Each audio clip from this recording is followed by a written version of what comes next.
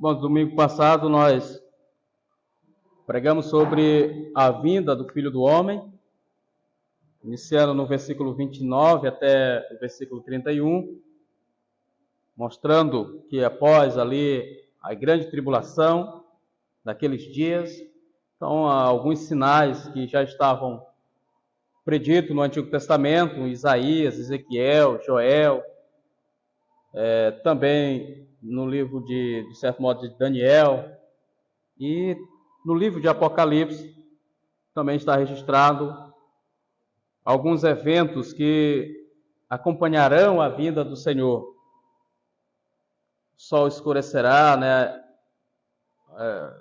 A lua não dará mais a sua claridade, as estrelas cairão do firmamento e os poderes do céu serão abalados. Então, a vinda de Cristo será uma vinda gloriosa, mas também ela será destrutiva, no sentido de que este mundo, como nós conhecemos, será destruído. O universo será abalado. Então será o fim dos tempos. Agora nós teremos um outro texto, que vamos ler agora, a partir do verso 32, que vai abordar a respeito das expectativas da segunda vinda de Cristo. A minha Bíblia traz um título como a parábola da figueira e a exortação à vigilância. Certamente é muito fiel o título aqui ao que o texto está dizendo. Mas eu intitulei essa passagem como sendo as expectativas para a vinda de Cristo. Nós vamos ler a partir do verso 32. Aprendei, pois, a parábola da figueira. Quando já os seus ramos se renovam e as folhas brotam, sabeis que está próximo o verão. Assim também vós, quando virdes todas estas coisas, sabei que está próximo às portas. Em verdade vos digo que não passará esta geração sem que tudo isso aconteça. Passará o céu e a terra, porém as minhas palavras não passarão. Mas a respeito daquele dia e hora, ninguém sabe, nem os anjos dos céus, nem o Filho, senão o Pai. Pois assim como foi nos dias de Noé, também será a vinda do Filho do Homem. Porquanto, assim como nos dias anteriores ao dilúvio, comiam e bebiam, casavam e davam-se em casamento, até ao dia em que Noé entrou na arca. E não o perceberam, senão quando veio o dilúvio e os levou a todos. Assim será também a vinda do Filho do Homem. Então, 2 estarão no campo, um será tomado e deixado o outro. 2 estarão trabalhando no moinho, uma será tomada e deixada a outra. Portanto, vigiai, porque não sabeis em que dia vem o vosso Senhor. Mas considerai isto: se o pai de família soubesse a que hora viria o ladrão, vigiaria e não deixaria que fosse arrombada a sua casa.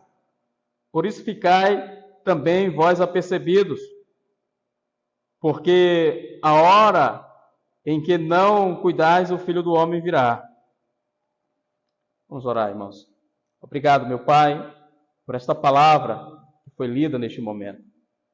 Que Teu Espírito Santo nos conduza no decorrer desta exposição, assim como conduziu o autor, Mateus, a registrar as santas palavras do nosso Senhor Jesus Cristo. Palavras essas, ó Pai, que têm servido de alerta para todos os verdadeiros cristãos ao longo da história e servirá ainda até a sua volta. Ó Pai, que estejamos atentos a essas palavras, em cada uma delas.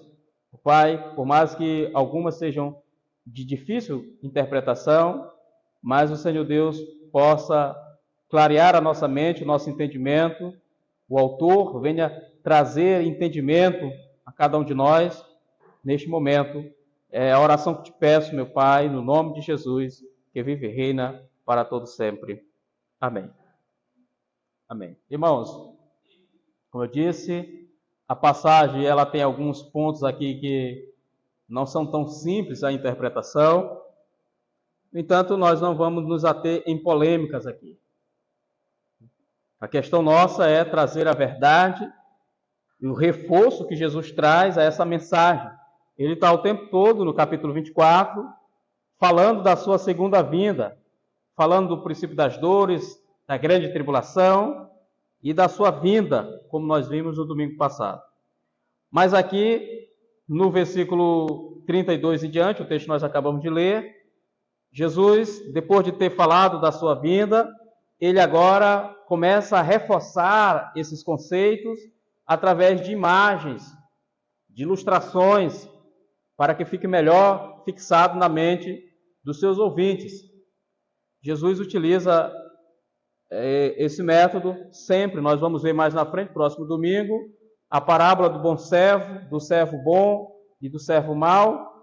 No capítulo 25 nós vamos ver a parábola das 10 virgens e a parábola dos talentos, todos exemplificando o mesmo tema que nós estamos tratando aqui nesse capítulo 25, capítulo 24 e o capítulo 25, que é a respeito da sua segunda vinda. Então Jesus utilizou de diversas vezes de parábolas para ensinar o povo.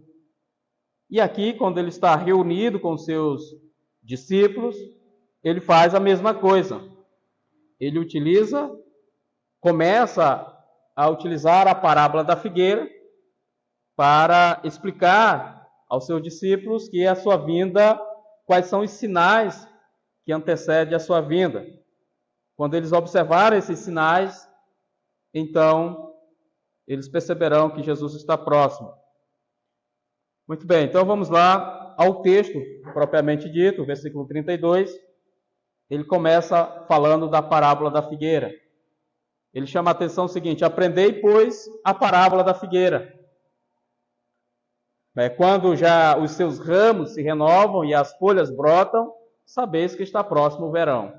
Então, Jesus está falando aqui de uma coisa muito conhecida para aqueles homens naquela época, que as mudanças de estações de ano. Então, em alguns locais, essas mudanças são bem visíveis. Outras são mais suaves, sutis. Mas, especialmente, ele aponta aqui para a figueira. Mas lá no Evangelho de Lucas, por exemplo, no capítulo 21, se os irmãos puderem acompanhar no capítulo 21, que é o texto paralelo a esse, ele não cita apenas a figueira. Ele também vai falar, no versículo 29, ele vai dizer, capítulo 21 de Lucas e o versículo 29.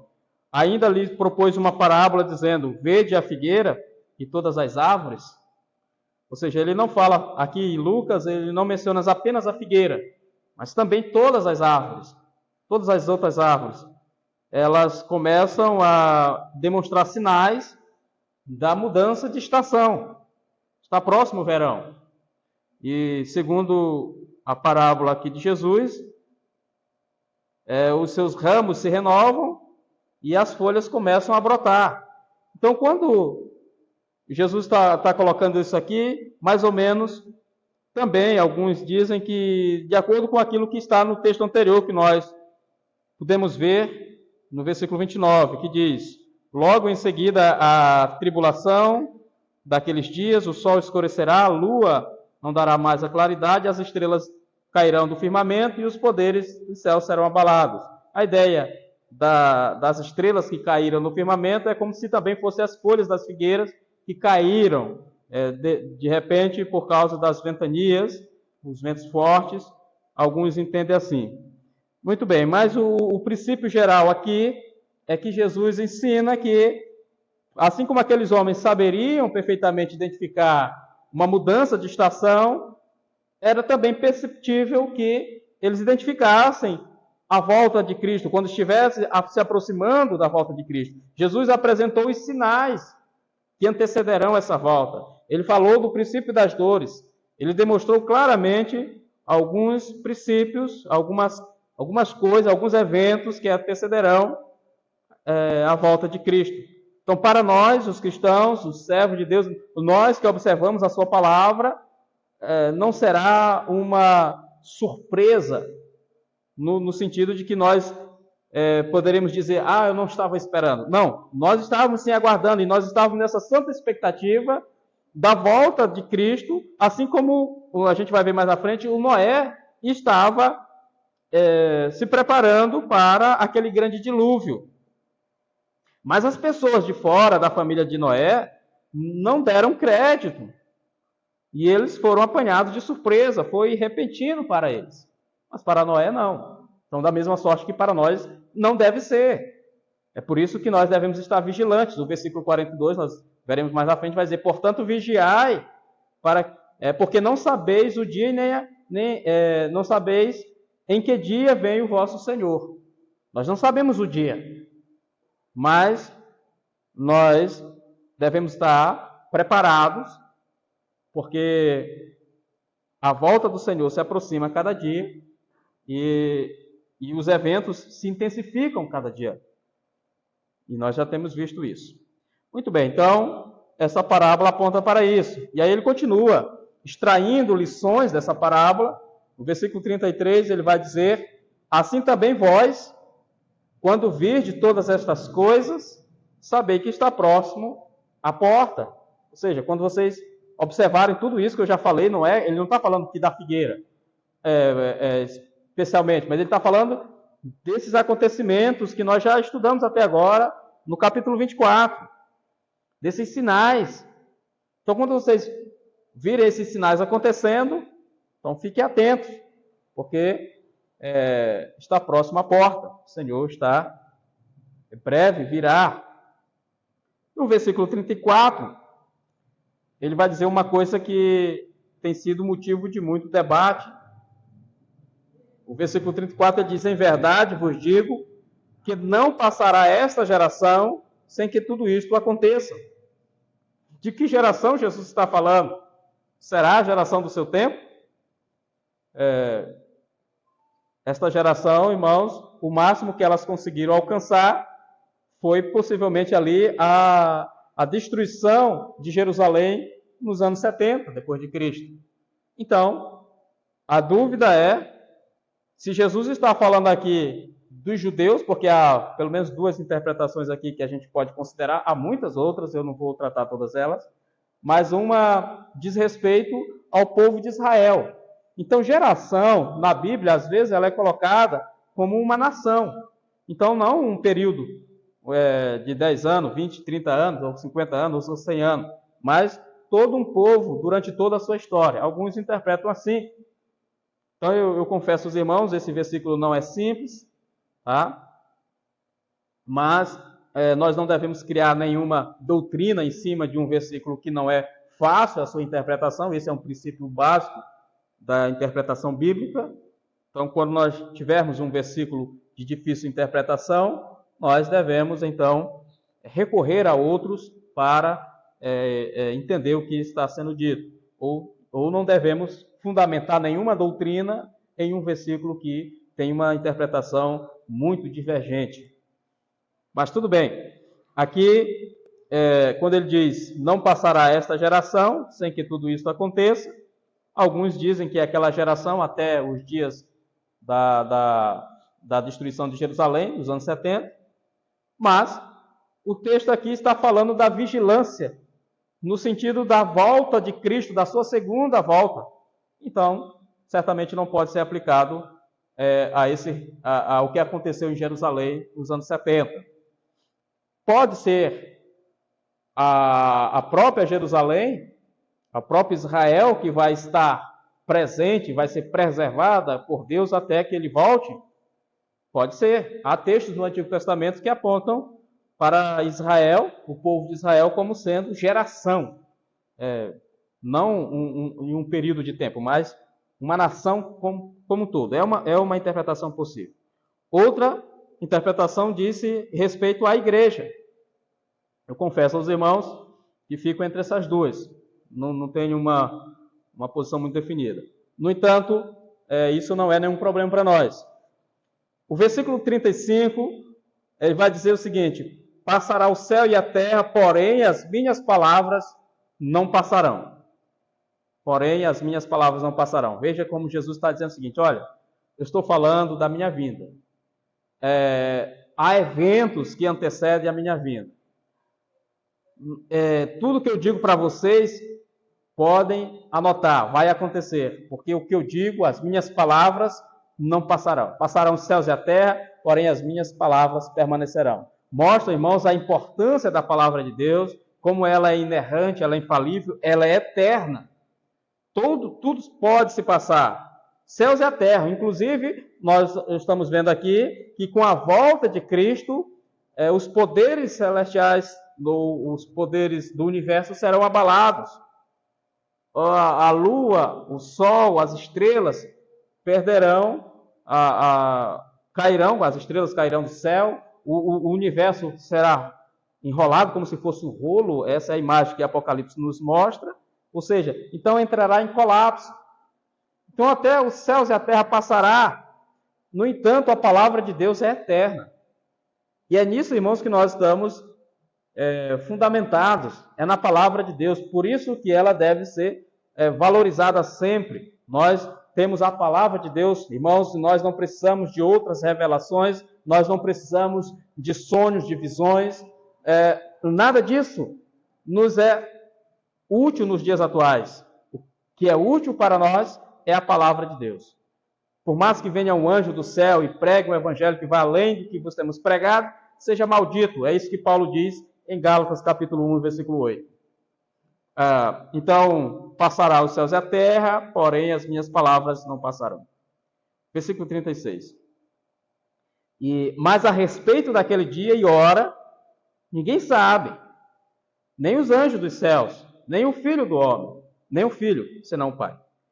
Irmãos, quando nós olhamos, por exemplo, em Mateus 24, os discípulos fizeram uma pergunta para Jesus logo no início, no versículo 3, quando eles estavam ali no Monte das Oliveiras, os discípulos se aproximando dele em particular, e lhes pediram, dizem: dize-nos quando sucederão estas coisas, e que sinais haverá da tua vinda e da consumação do século. Era esta a grande questão que Jesus está respondendo em todo este capítulo 24 e também 25, sobre essa pergunta dos discípulos: quando essas coisas acontecerão? Certamente, irmãos, isso faz parte da curiosidade humana de saber, de tentar adivinhar o futuro, ou de tentar prever datas. Todas as culturas antigas, normalmente, elas tinham essas profecias a respeito de muitas coisas. Os incas, os maias, os astecas, todos eles tiveram, os egípcios tiveram, todos esses povos antigos, os persas e tudo mais, tiveram essas previsões. No entanto, Jesus fala desse retorno e do fim dos tempos, de toda essa destruição que haverá, deste dia que será glorioso para os que creem, mas será um dia de terror para os que não creem. Os discípulos estavam curiosos e queriam saber qual seria aquele dia. E Jesus responde, irmãos, de forma tão precisa, para que não haja nenhuma dúvida por parte da igreja do Senhor, que aqueles dias ninguém sabe, nem o Filho, nem os anjos dos céus. Os anjos dos céus têm muita intimidade com Deus, vivem em plena comunhão com Deus, mas nem eles sabem, nem o próprio Filho, na pessoa humana, como ele esteve aqui na terra, ele também não sabia. Somente o Pai. Então, este versículo, irmãos, desmistifica muita coisa para nós, principalmente aquelas seitas que foram iniciadas com previsões marcando datas da volta de Cristo, marcando eventos e períodos em que Cristo voltaria. Eu citei agora há pouco aos irmãos aqui as testemunhas de Jeová, como eles são. Eles fizeram previsões e ainda fazem até hoje previsões do fim dos tempos, e eles sobrevivem desse tipo de coisa. Os adventistas do sétimo dia também. Precisamente no dia, se me falha a memória, dia 22 de outubro de 1844, é o dia em que para eles Jesus veio. Jesus já veio para eles. É por isso que é adventista. Ele já veio e estabeleceu um trono e está julgando. Desde aqueles dias, desde aquela data especial para eles. 22 de outubro de 1844. Irmãos, Jesus disse, ninguém sabe o dia nem a data. Mas eles marcaram datas, marcaram dias e hora e o local onde Jesus voltaria. Eles marcaram e erraram. Uma vez, segunda vez e na terceira vez ficou conhecido como o grande dia da desolação. Então essas seitas começaram com grandes erros, tentando marcar ou adivinhar ou fazer um cálculo com base na profecia de Daniel, que não tem fundamento nenhum no restante das Escrituras, marcando uma data para o retorno de Cristo. Quando ele mesmo diz que nem ele sabia, e nem os anjos dos céus, somente o Pai. E essa data não seria, e jamais foi revelada em tempo algum. Deus não revelou nas suas Escrituras, ele jamais revelaria a outro homem ou mulher que seja em outras datas. Ele não revelou nem a seu filho, quando veio na condição humana nesta terra. Muito bem, então este versículo deve ser percebido por nós. Em outro momento, os discípulos, depois que Jesus já tinha sido morto, ressuscitado, e estava com os discípulos antes da sua subida aos céus, no livro de Atos dos Apóstolos, capítulo 1 e o versículo 7, os discípulos também fizeram uma pergunta muito parecida. Então, o versículo 6 vai dizer, capítulo 1 de Atos dos Apóstolos, versículo 6 vai dizer assim: então, os que estavam reunidos, eles perguntaram, Senhor, será este o tempo em que restaures o reino a Israel? E respondeu-lhes, não vos compete conhecer tempos ou épocas que o Pai reservou pela sua exclusiva autoridade. Então não compete à igreja, a ninguém, ficar agendando o retorno de Cristo, a volta de Cristo. Não compete. Os discípulos até ficavam curiosos, eles estavam ali com o Mestre, o Senhor. Irmãos, falando da curiosidade humana, certamente nós, se estivéssemos lá, também teríamos perguntado. Mas Jesus deu a resposta. 2 vezes, né? Não compete. Não compete a vós conhecer tempos ou épocas que o Pai reservou pela sua exclusiva autoridade. Então, nós não devemos ficar perdendo o nosso tempo tentando calcular quando será o retorno de Cristo. Porque para o Senhor, um dia é como 1000 anos e 1000 anos é como um dia. Está lá na carta de Pedro, falando sobre isso. Deus vê o tempo de forma totalmente diferente de nós. Nós estamos limitados no tempo e no espaço. Deus não. Deus vê o tempo totalmente diferente de nós. Muito bem, então, no versículo 37, ele vai dizer o seguinte: pois assim como foi nos dias de Noé, também será a vinda do Filho do Homem. Como é isso, irmãos? Está lá no livro de Gênesis, a história de Noé. Deus, então, chama Noé e orienta que ele confeccionasse uma arca. E Noé começa a trabalhar naquela arca e o Senhor fala para ele do que aconteceria. Seria ali um grande dilúvio que destruiria toda a humanidade, mas Deus queria deixar o povo, descendência, e seria a Noé, a sua família, certamente se ali se convertesse alguém, se arrependesse alguém, ficariam. E os animais, para serem preservados. E Noé começa a fazer, mas o povo não está nem aí. Não ouvia o que falava a Noé, o alerta que o pregador fazia. E o versículo 38 vai mostrar o comportamento dessas pessoas. Portanto, assim como nos dias anteriores ao dilúvio, comiam e bebiam, casavam e davam-se em casamento. Até o dia em que Noé entrou na arca. E não percebendo, senão quando veio o dilúvio e os levou a todos. Assim será também a vida do Filho do Homem. Irmãos, o que há de errado em comer, beber, casar e dar-se em casamento. Não tem nada errado em si mesmo. O apóstolo Paulo vai falar que quer comais, quer bebais, fazer tudo isso para a glória de Deus. É isso que a Bíblia nos orienta. A Bíblia nos aconselha ao casamento. Não é bom que o homem esteja só, mas ele deve casar. Este é o conselho que nós devemos dar a todos os jovens, a todos os crentes em Cristo Jesus. Não, mas o problema, irmãos, é que essas pessoas faziam isso apenas por fazer e não levavam em conta o alerta divino, e não levavam em conta a palavra de Deus, e não faziam isso para a glória de Deus.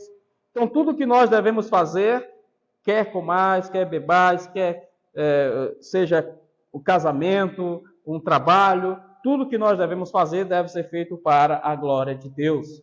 E essas pessoas faziam tudo isso, mas não estavam nem aí para as coisas de Deus.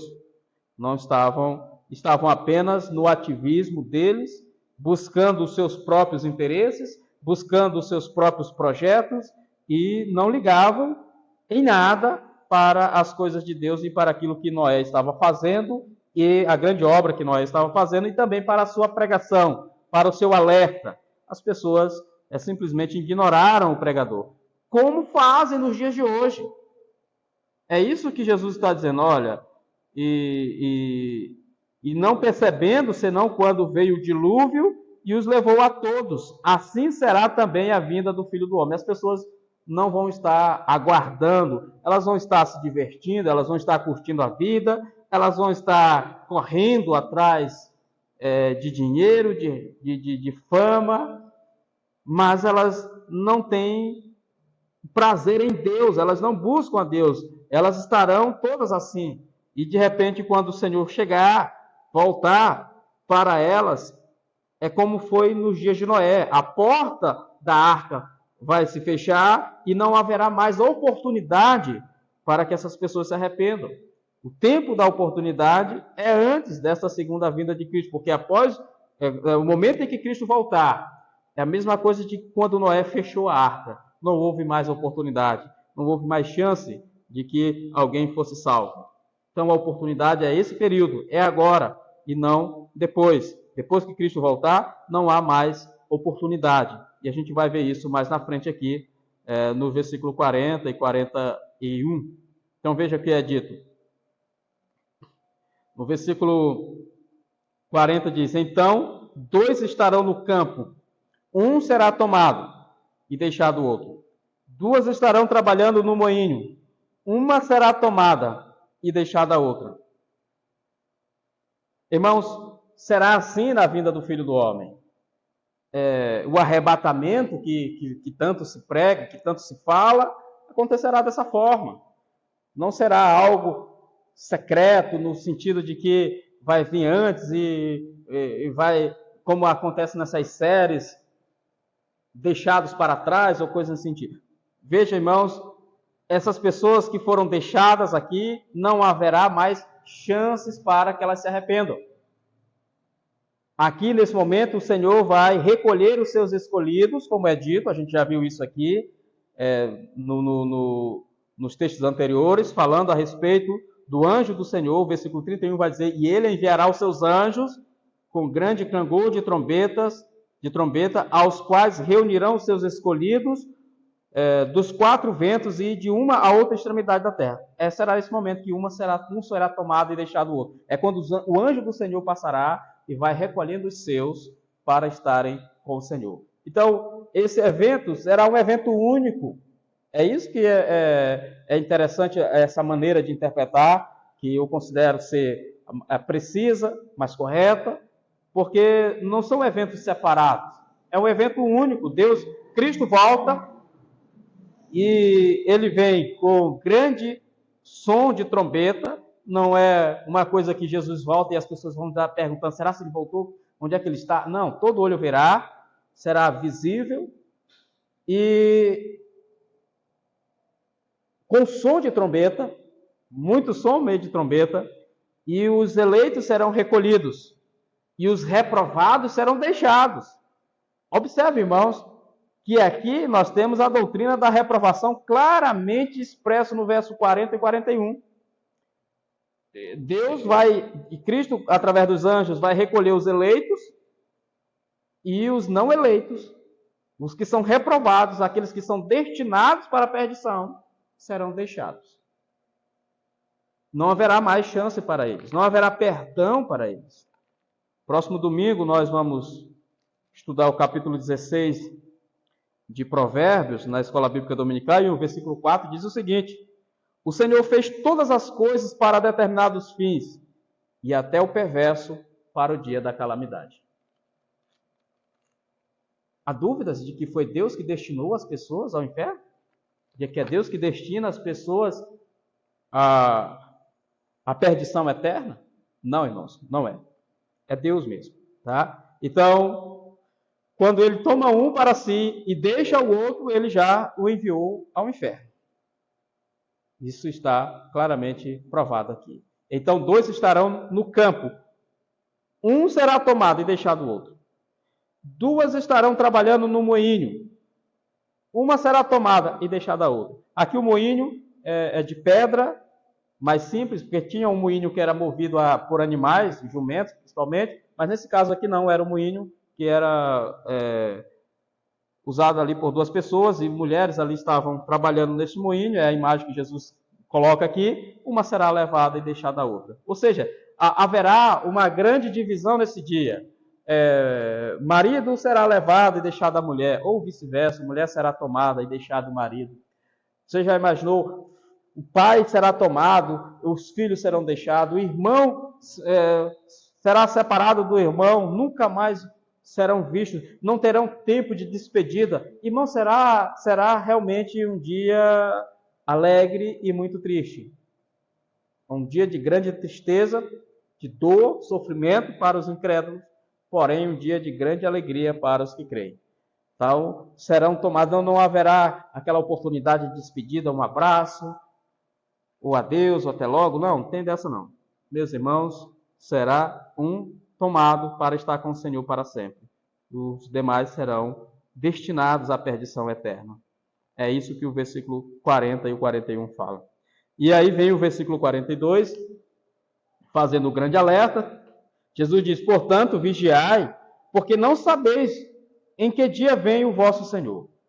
A palavra vigiai aqui, no texto original, é o verbo que deriva ali da palavra Gregório. Então, veja só, Gregório, no texto, na língua grega, traduzindo de forma mais literal, seria aquele o vigilante, né? O Gregório. Então, se vocês conhecem algum Gregório, o significado original dele, só uma curiosidade, é o vigilante. Então, a palavra aqui, o verbo, certamente que deriva daí, diz, portanto, vigiai, porque não sabeis em que dia vem o vosso Senhor.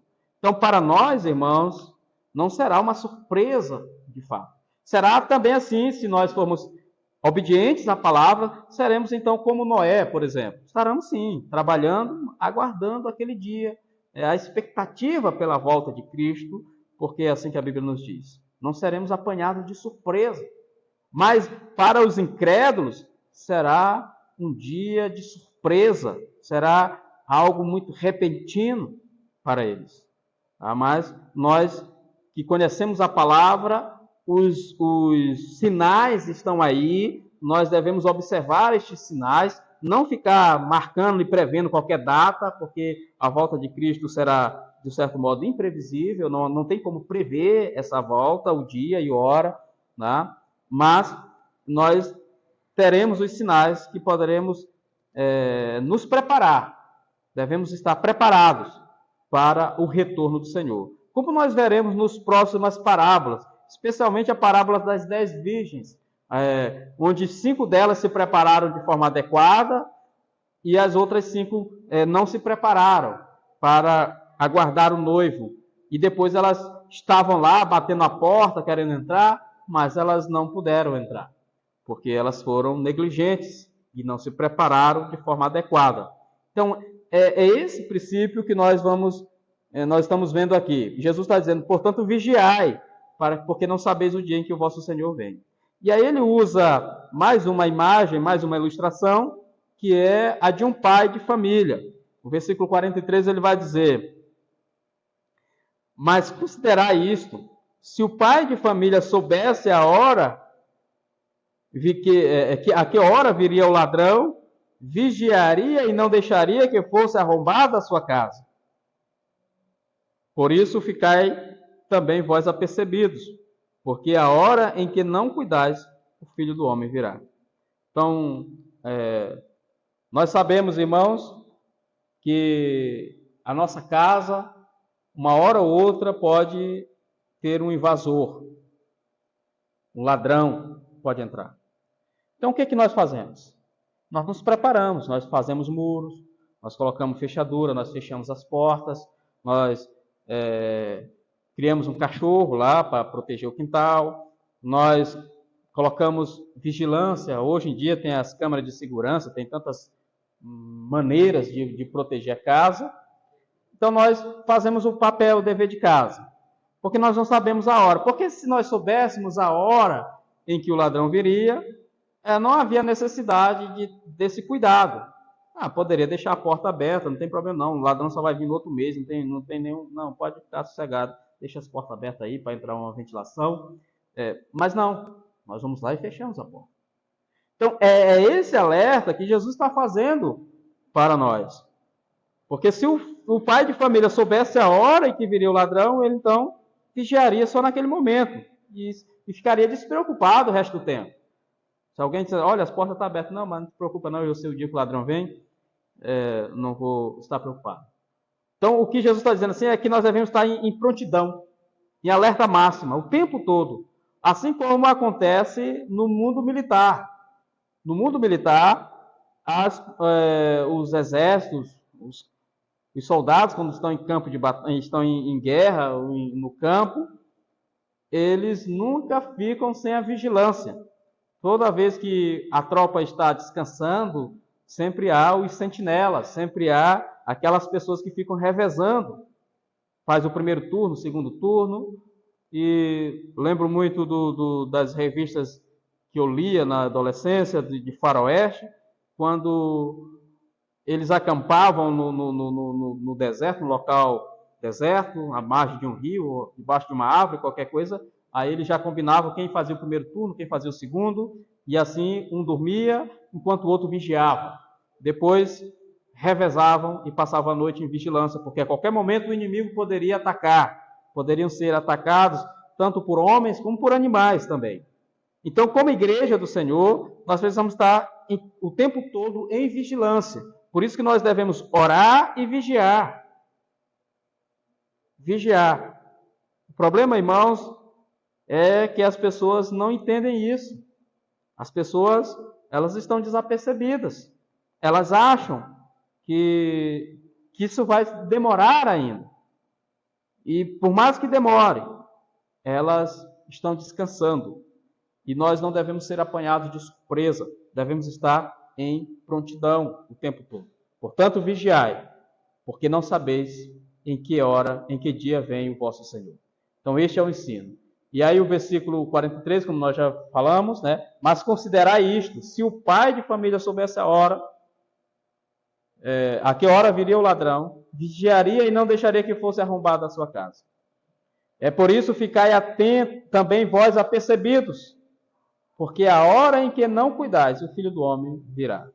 Então, para nós, não é para sermos apanhados de surpresa, é para que nós estejamos vigilantes, prontos, aguardando o retorno do nosso Senhor, na santa expectativa. O verdadeiro cristão, ele fica, como nós falamos no culto de sexta-feira, ele trabalha para antecipar a volta de Cristo, quando ele evangeliza e prega o evangelho, porque foi isso que o Senhor Jesus disse, que no versículo 14 vai dizer, será pregado este evangelho do reino por todo o mundo, para testemunho de todas as nações, então virá o fim.